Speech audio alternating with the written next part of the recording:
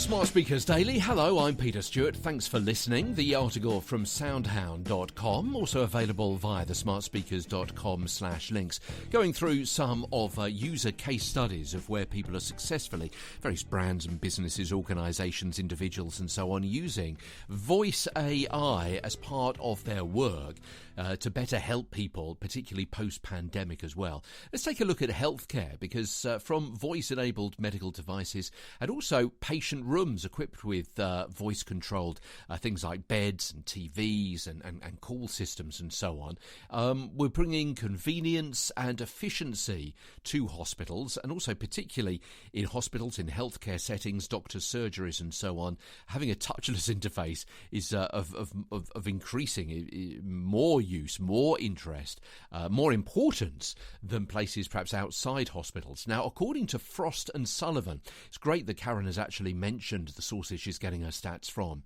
As you know from previous episodes, that's a bit of a bugbear of mine. According to Frost and Sullivan, voice applications were among the 8 major trends for voice healthcare sector, even before our good friends over at COVID-19. I use the term ironically. To be effective, voice assistants in the medical field have obviously got to be trained to recognise medical terms, the jargon, the complicated terminology, particularly when many words and terms sound very, very similar, because obviously they're in the main relating to parts of the body, so something working in one way to do with the heart, for example, could sound very similar to another heart problem or defect. So you've got to be really, really careful. It's got to be really, really accurate in understanding, and particularly perhaps in a noisy environment, maybe where the people are shouting or calling over each other, not shouting in anger but shouting in urgency,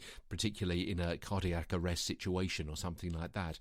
And also, more than one voice could perhaps interrupt accurate understanding by the voice interface, people saying different things at different times in an A&E situation, for example.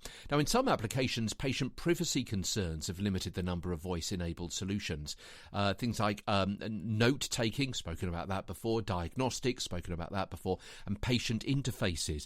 If a doctor is reading out notes to be automatically transcribed and put into patient notes, then that could cause a problem. They could be overheard. They're not going to be overheard if they're just writing into a system with a keyboard, for example.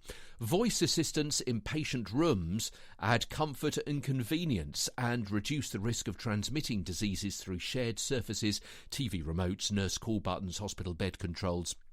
Up 2 degrees, change the channel, change the lighting, call the nurse, that kind of thing. I refer you back to what I said a few days ago. Sometimes it's easier to do that yourself. But obviously in a hospital setting, you may not actually have the ability to do that with your own functionality. If, for example, you've got a limb in plaster, you may not be able to walk across the room.